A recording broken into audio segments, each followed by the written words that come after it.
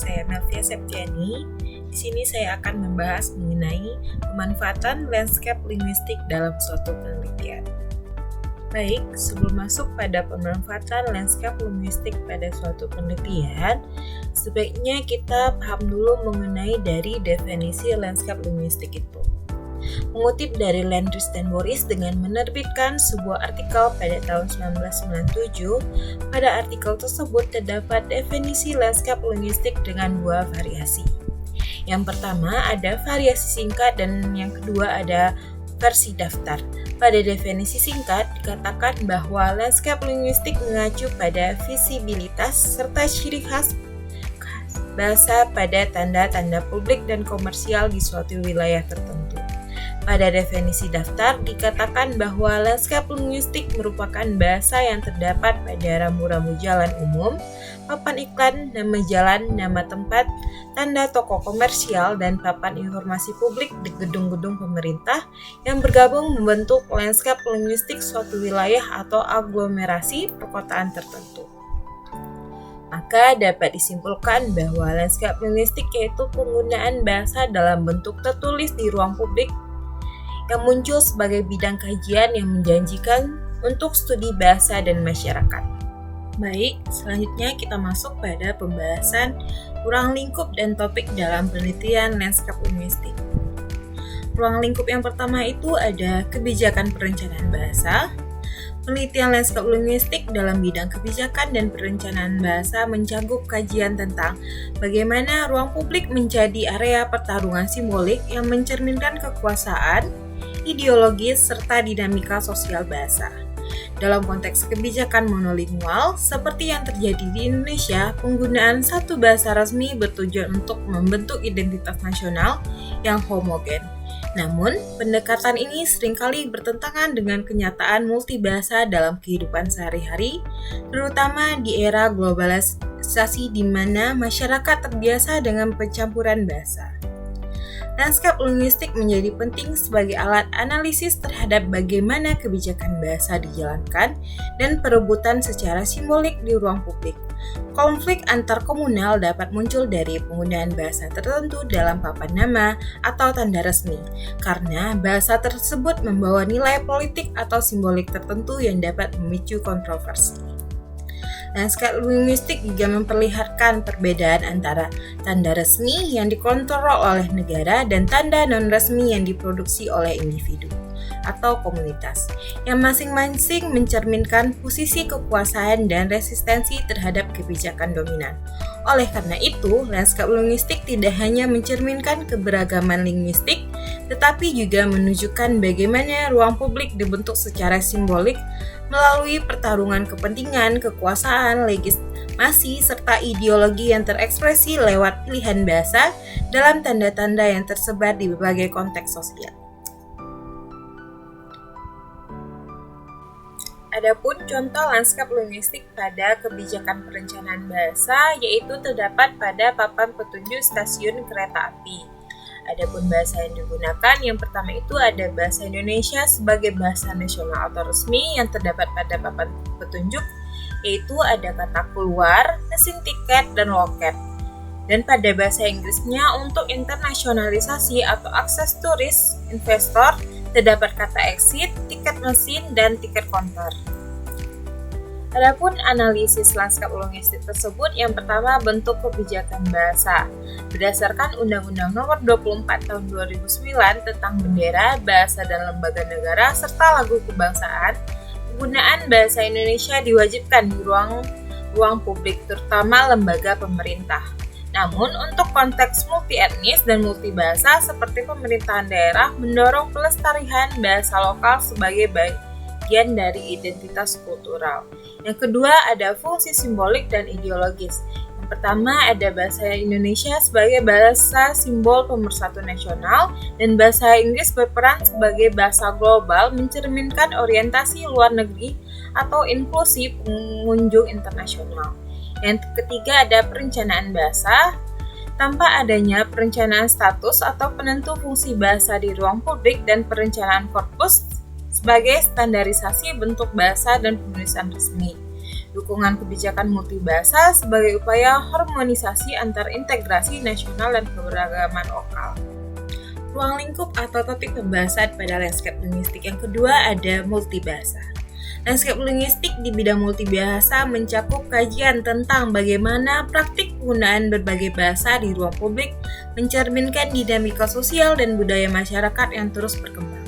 Multibahasa telah menjadi fokus utama sebagai bagian dari cara memahami perubahan landscape linguistik dalam konteks urbanisasi dan globalisasi. Lanskap linguistik dipandang sebagai pendekatan inovatif untuk mengamati bagaimana bahasa-bahasa hidup berdampingan, saling bercampur atau bahkan bersaing di ruang publik seperti dalam papan nama, spanduk, iklan, dan grafiti. Dalam konteks ini, pencampuran bahasa atau kode mixing dan peralihan bahasa atau kode switching menjadi perhatian utama karena mencerminkan strategi komunikasi masyarakat multibahasa dalam kehidupan sehari-hari. Penelitian lanskap linguistik di bidang ini tidak hanya bertujuan untuk mendeskripsikan keberadaan banyak bahasa, tetapi juga menganalisis bagaimana bahasa-bahasa tersebut digunakan secara simultan atau bergantian untuk menyampaikan identitas, afiliasi sosial, atau bahkan strategi pemasaran. Selanjutnya, contoh lanskap linguistik pada bidang multibahasa, yaitu pada spanduk restoran di Kota Padang dengan nama restorannya yaitu Ayam Takapi. Adapun bahasa yang digunakan yang pertama itu bahasa Indonesia yaitu ayam dan bahasa Minang atau bahasa daerahnya yaitu Takapi yang artinya terjepit. Analisis singkatnya yang pertama fungsi informasional. Memberikan informasi praktis kepada konsumen lokal dan wisatawan, menunjukkan menu makanan dengan menggunakan bahasa kekhasan Minangkabau. Yang kedua ada fungsi simbolik, mencerminkan keterbukaan terhadap globalisasi dan keberagaman pengunjung. Yang ketiga multibahasa, ketiga bahasa digunakan secara berdampingan tanpa ada yang dihapuskan atau didominasi untuk menunjukkan keeksistensian bahasa dalam ruang publik yang inklusif. Selanjutnya, ruang lingkup lanskap linguistik yang ketiga adalah bahasa minoritas dan komoditas. Lanskap linguistik di bidang bahasa minoritas dan komunitas bahasa mencakup kajian tentang bagaimana kebijakan bahasa memengaruhi visibilitas, peran dan nilai simbolik bahasa-bahasa minoritas di ruang publik. Lanskap linguistik dapat menjadi sarana untuk memahami bagaimana kebijakan yang proaktif dan protektif terhadap bahasa minoritas. Artinya, kebijakan yang mendukung keberadaan bahasa minoritas tidak hanya mempengaruhi pada dokumen, resmi atau pendidikan, tetapi juga mencerminkan dalam papan nama toko, iklan, dan tanda komersial lainnya, yang secara tidak langsung memperkuat kehadiran simbolik bahasa tersebut di ruang publik. Dalam hal ini, lanskap linguistik dapat digunakan untuk menilai sejauh mana bahasa-bahasa minoritas benar-benar diberdayakan melalui kebijakan bahasa atau justru dikomodifikasi demi kepentingan estetika dan ekonomi semata. Dengan demikian, penelitian lanskap linguistik dalam bidang ini membuka ruang untuk mengeksplorasi ketegangan antara perlindungan bahasa minoritas sebagai bagian dari warisan budaya dan identitas komunitas dengan pemanfaatan bahasa tersebut sebagai komunitas dalam pasar global. Nah, lanskap linguistik juga menawarkan pendekatan visual dan kontekstual untuk menilai efektivitas kebijakan bahasa terdapat bahasa minoritas serta bagaimana bahasa-bahasa tersebut diposisikan dalam tatanan sosial ekonomi masyarakat multibahasa. Berikut contoh lanskap linguistik dengan ruang lingkup bahasa minoritas dan komoditas. Contohnya ada papan nama rumah makan kawasan di Kota Padang yaitu RM Lape Salero. Adapun bahasa yang digunakan yang pertama itu bahasa Indonesia yaitu RM atau singkatan dari rumah makan. Yang kedua ada bahasa Minang sebagai bahasa minoritas yaitu ada kata Lape Salero artinya melepas selera atau melepaskan rasa ingin memakan sesuatu. Analisis singkatnya, yang pertama bahasa minoritas. Bahasa Minang berfungsi simbolik dan identitas budaya lokal. Dipilih bukan hanya untuk komunikasi dengan komunitas Minang, tetapi juga untuk memberi nilai otentik dan eksotik bagi wisatawan luar. Yang kedua, komodifikasi bahasa. bahasa minoritas digunakan sebagai strategi pemasaran yang dijadikan komoditas budaya untuk meningkatkan daya tarik ekonomi. Bahasa lokal dipertahankan dalam nama produk atau menu untuk memberi kesan unik dan tradisional. Yang ketiga, ada fungsi simbolik dan ekonomik. Bahasa minoritas menjadi elemen identitas yang dijual sebagai pengalaman budaya. Lanskap ini memperlihatkan bagaimana komodifikasi bahasa berkontribusi terhadap revitalisasi bahasa lokal meski dalam bentuk terbatas dan terkadang terreduksi maknanya. Baik, masuk pada ruang lingkup lanskap linguistik yang keempat, yaitu bahasa dan identitas. Lanskap linguistik di bidang bahasa dan identitas mencakup kajian tentang bagaimana identitas individu dan kelompok dibentuk, dimanifestasikan, dan diperebutkan melalui penggunaan bahasa di ruang publik. Lanskap linguistik di sini berfungsi sebagai medium visual tempat bahasa tidak hanya menyampaikan informasi, tetapi juga memproyeksikan identitas sosial, budaya, etnis, atau bahkan ideologis dari aktor-aktor yang terlibat. Nah, penelitian lanskap linguistik dalam kaitannya dengan bahasa dan identitas dapat menelusuri bagaimana kelompok tertentu menandai kehadirannya di ruang publik melalui pilihan bahasa yang digunakan dalam tanda-tanda. Apakah untuk menegaskan identitas lokal, membedakan diri dari kelompok lain, atau menunjukkan afiliasi global? Kajian ini juga dapat mengeksplorasi bagaimana bahasa dalam lanskap linguistik menjadi area simbolik perebutan identitas, di mana bahasa tertentu mencerminkan posisi kekuasaan atau marginalisasi. Bahasa, budaya, dan identitas saling berkaitan dalam studi lanskap linguistik. Terdapat 3 tradisi epistemologi untuk studi bahasa, budaya, dan identitas, yaitu yang pertama itu perspektif antropologi sosial yang berfokus pada bagaimana batas antar kelompok dipertahankan. Yang kedua, perspektif sosiokultural yang berfokus pada studi tentang bagaimana individu dan kelompok mempertahankan identitas mereka dan berkembang. Yang ketiga, strategi perspektif partisipan relation yang melibatkan bagaimana individu secara budaya menempatkan diri dalam apa yang dikatakan atau dilakukan mereka dan dengan siapa mereka melakukan ujaran tersebut. Selanjutnya, contoh lanskap linguistik pada ruang lingkup bahasa dan identitas, yaitu pada Plang Sekolah Islam Terpadu di Kota Padang, yaitu Sekolah Islam Terpadu Al-Furqon Padang. Adapun bahasa yang digunakan yang pertama itu bahasa Indonesia sebagai bahasa utama untuk komunikasi lokal dan nasional. Yang kedua, bahasa Arab yang terdapat pada kata Madrasah Diniyah Alawiyah sebagai identitas keislaman. Analisis singkatnya, yang pertama, bahasa sebagai penanda identitas. Bahasa Arab mencerminkan identitas keislaman, menguatkan citra religius institusi. Penggunaan nama Al-Furqan atau nama lain dari Al-Quran mempertegas afiliasi spiritual dan nilai-nilai yang ingin ditanamkan. Yang kedua, bahasa Indonesia menunjukkan keterikatan dengan kebijakan nasional dan fungsinya.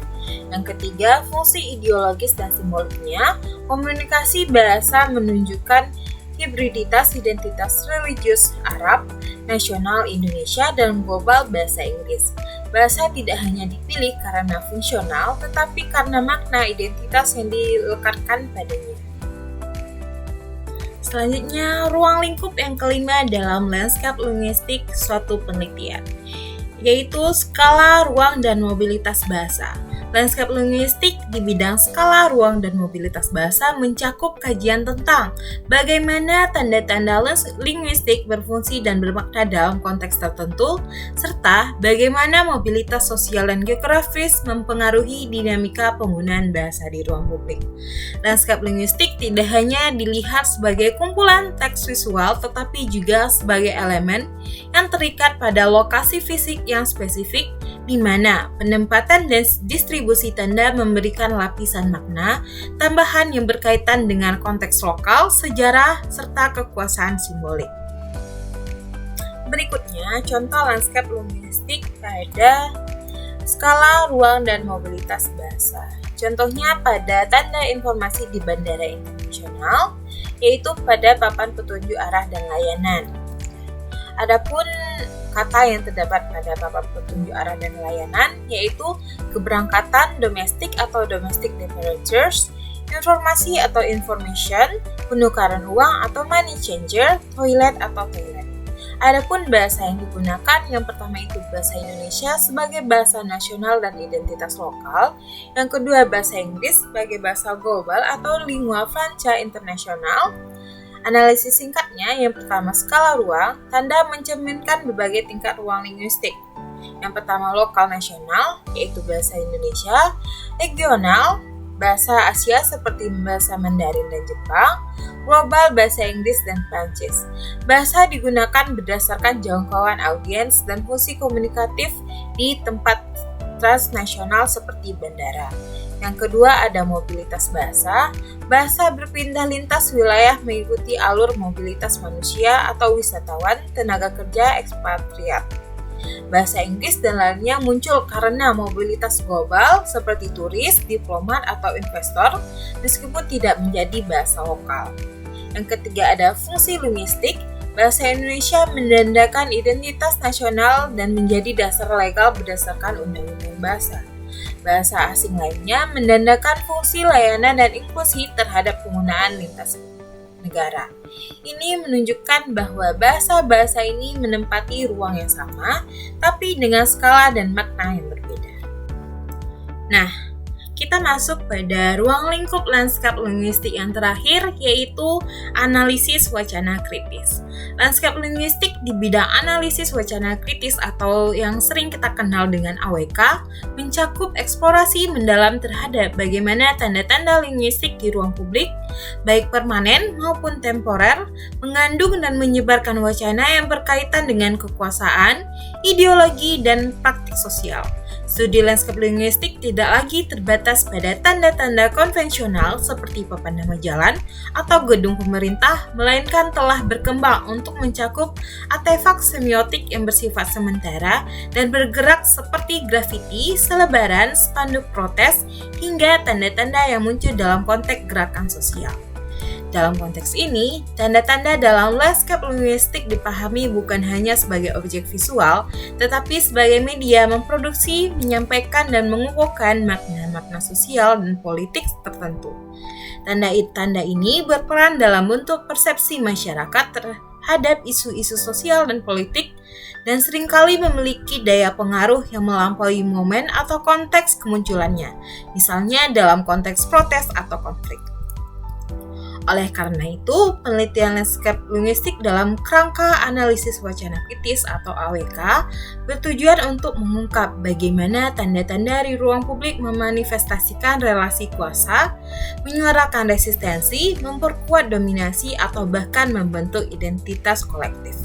Penelitian lanskap linguistik dalam bidang ini berfokus pada cara tanda mempresentasikan, memproduksi, atau menantang struktur sosial yang ada melalui bahasa, simbol, dan penempatan ruang.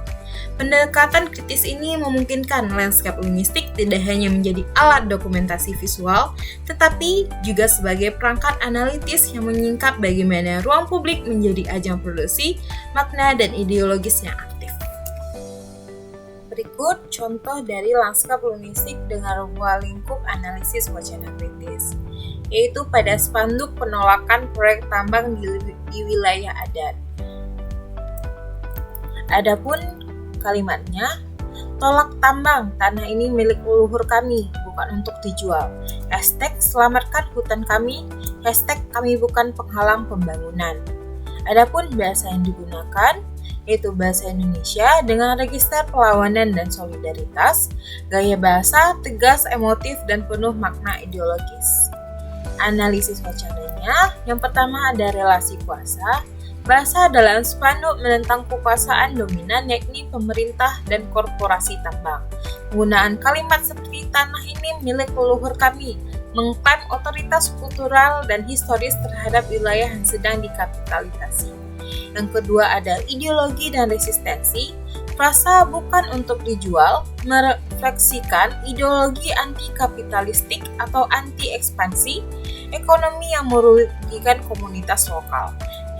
#kami bukan penghalang pembangunan mengkritik narasi dominan yang sering mencitrakan masyarakat adat sebagai penghambat kemajuan. Yang ketiga, representasi sosial.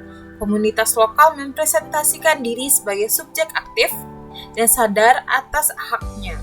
Bahasa spanduk memproduksi identitas kolektif sebagai kelompok yang berdaya, sadar dan berjuang untuk hak tanah dan lingkungan. Yang terakhir ada fungsi tanda. Spanduk menjadi praktik wacana yang tidak hanya bersifat linguistik tetapi juga politik dan ideologis.